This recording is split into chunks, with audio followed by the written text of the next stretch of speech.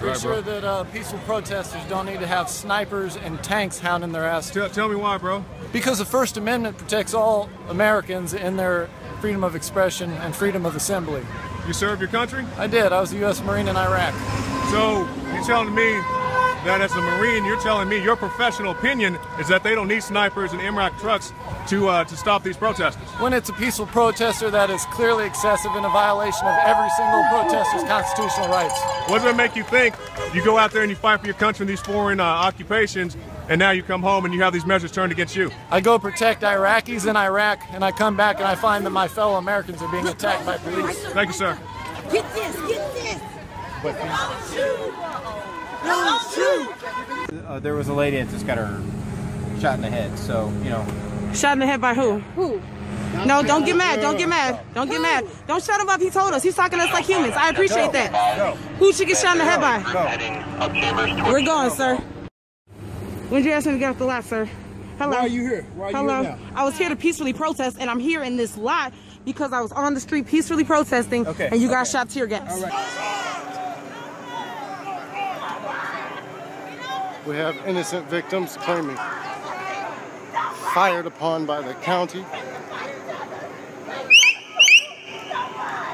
The line is sitting down, begging for the protesters not to run.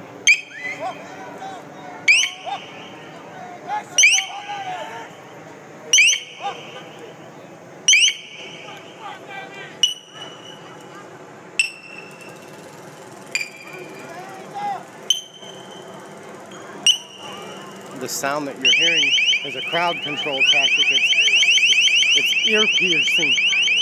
It actually hurts your eardrums.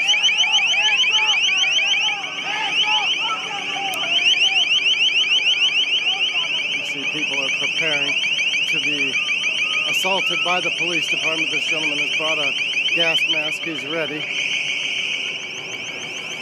My eardrums are literally hurting. The sound was massive.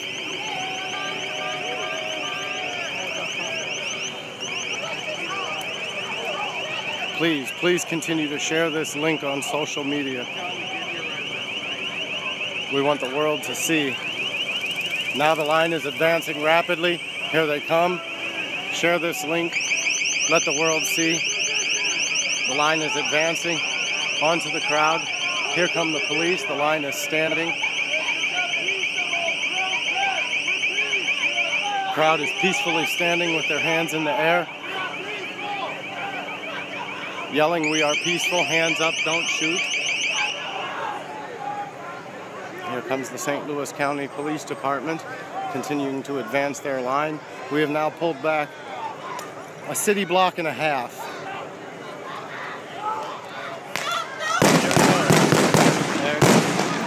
There it goes. They are now firing onto the crowd.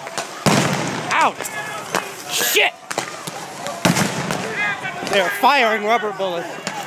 Fucking stop throwing stuff down! That's right! Look at it! Hey, I got them same Roman candles! Who give a fuck? They have now fired onto the crowd for a second time.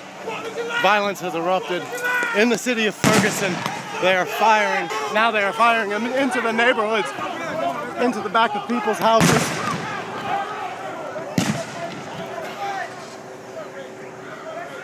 We will continue to broadcast.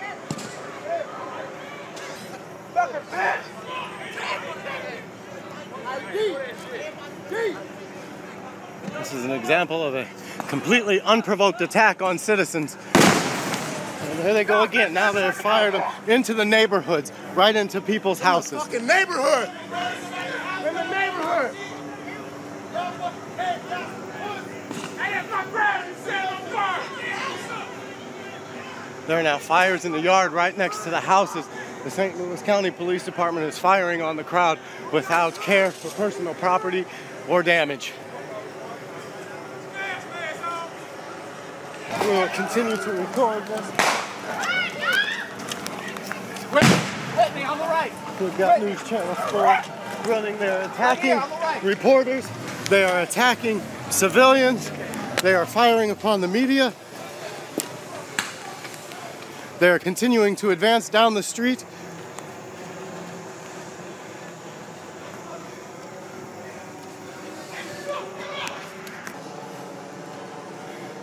Yeah, they shouldn't be able to come down a residential street. No.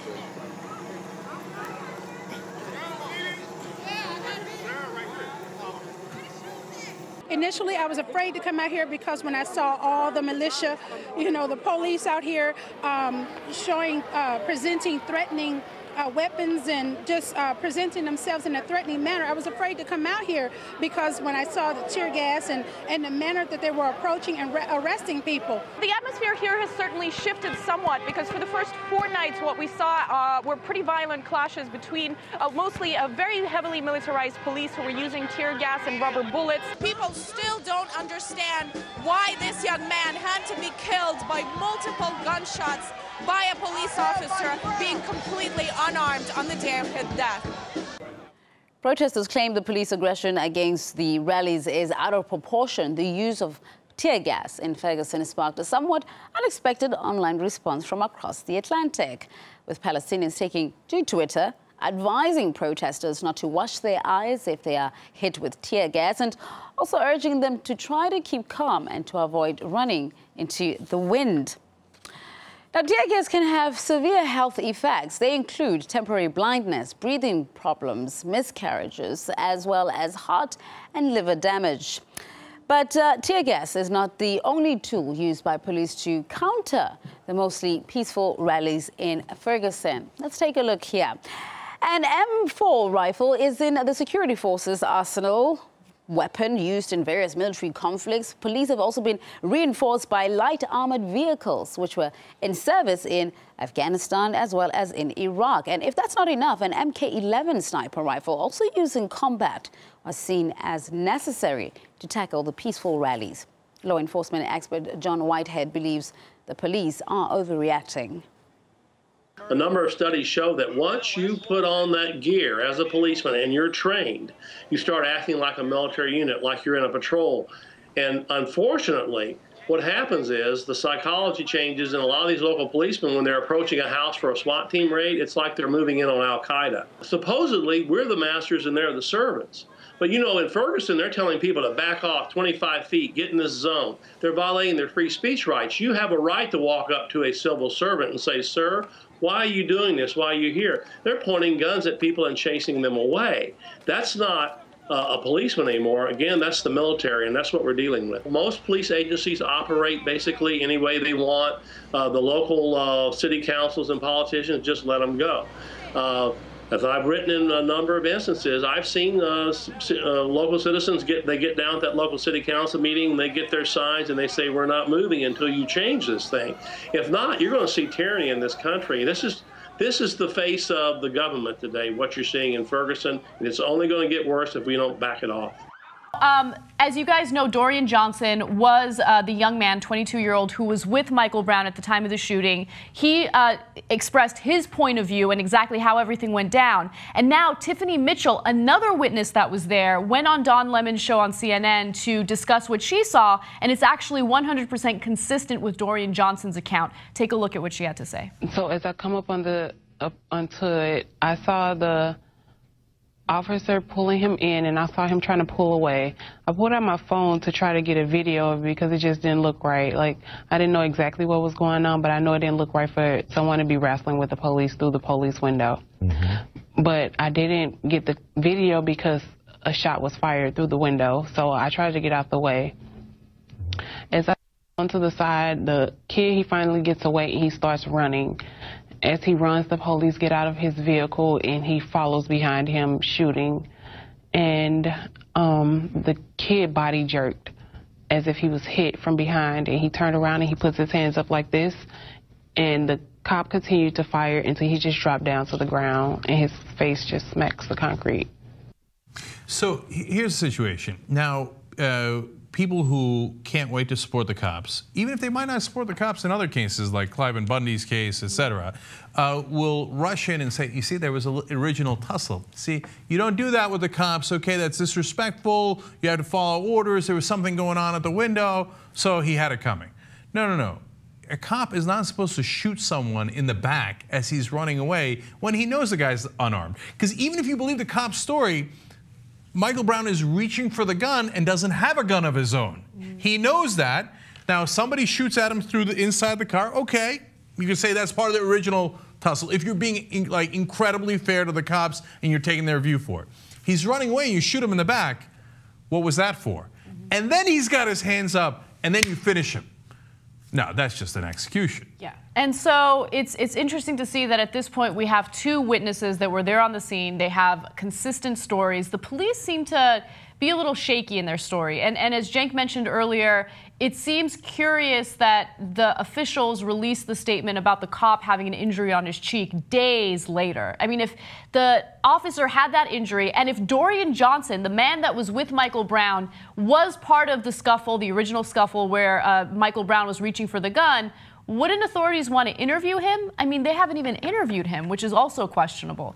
So, with all of that said, let's also focus on the two journalists that got arrested on Wednesday. Now, the two journalists in question, according to the New York Times, were at a McDonald's. They were doing their work. There wasn't a riot happening. There was no commotion inside the McDonald's, but a SWAT team came in and ordered them to leave, and that's when things got a little shady. Let me give you the New York Times report. Two reporters covering the protests also said they had been arrested inside a McDonald's for trespassing and later released without charges or an explanation. The reporters, Wesley Lowery with the Washington Post and Ryan Riley of the Huffington Post, both said they had been handled roughly by the police. Now, Wesley Lowery did release a statement to the Washington Post saying the following: multiple officers grabbed me. I tried to turn my back to them to assist them in arresting me. I dropped the things from my hands. My hands are behind my back. I said, I'm not resisting, I'm not resisting.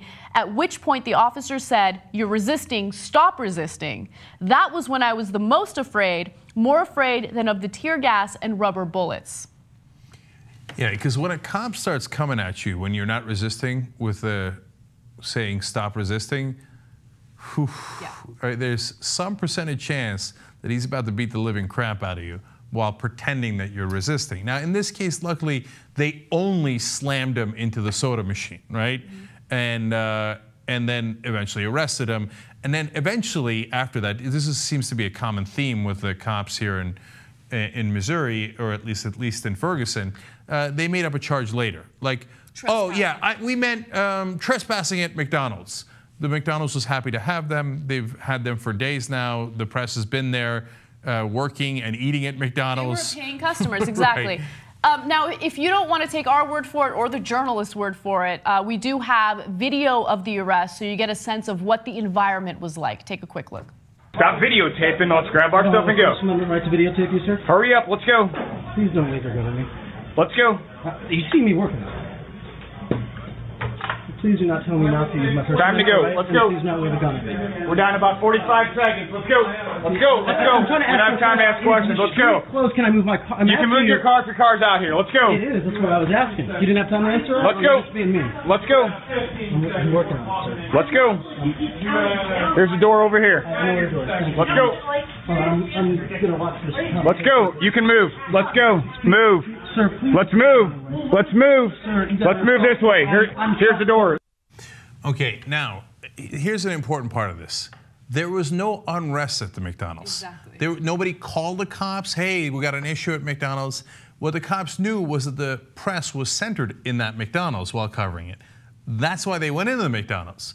So understand the context of what happened there. It wasn't like, hey, he's not listening to an order immediately within the first 5 seconds, and we've got a dangerous situation here, he's got to go. There was no dangerous situation. There was a press situation. Yes. That's why they were clearing them out. And in the beginning of that video, you hear the officer tell him, stop filming. And that's really what the issue is here. They don't want any press coverage. They want to do what they can to ensure that the information is not getting out there, that their militarization and their reaction to the peaceful protesters is unwarranted, and they don't want that information to go out there. Now, we do have Ryan Riley talking about the situation, and let's hear from him. He did a press interview that gives you more details about what happened.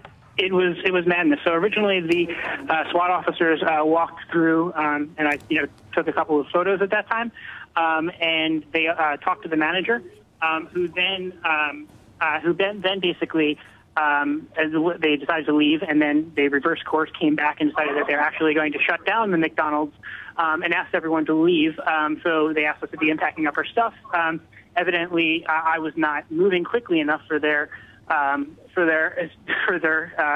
to like, and and at which point I was given a countdown. I was told I had 45 seconds, 30 seconds to pack up all of my stuff and leave. At which point the officer in question, who I repeatedly later would ask for his name and was never, or his badge number was never given it, decided that he was going to help me pack, and he grabbed my things and shoved them into my bag.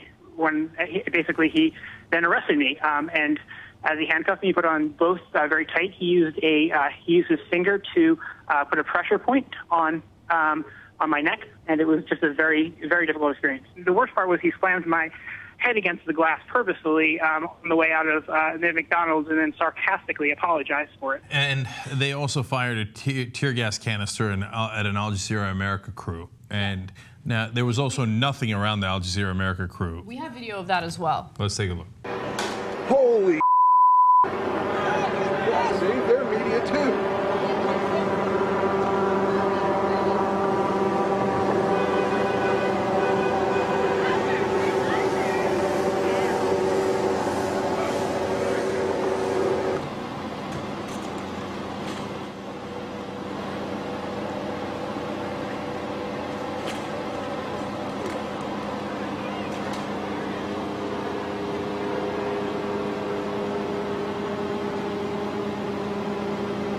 That's amazing. Okay, so I love the ending of that because, first of all, it's super obvious that there's no one around them, there's no danger. It's also super obvious that they're press. Right, yeah. And they fire the tear gas canister there to drive them away.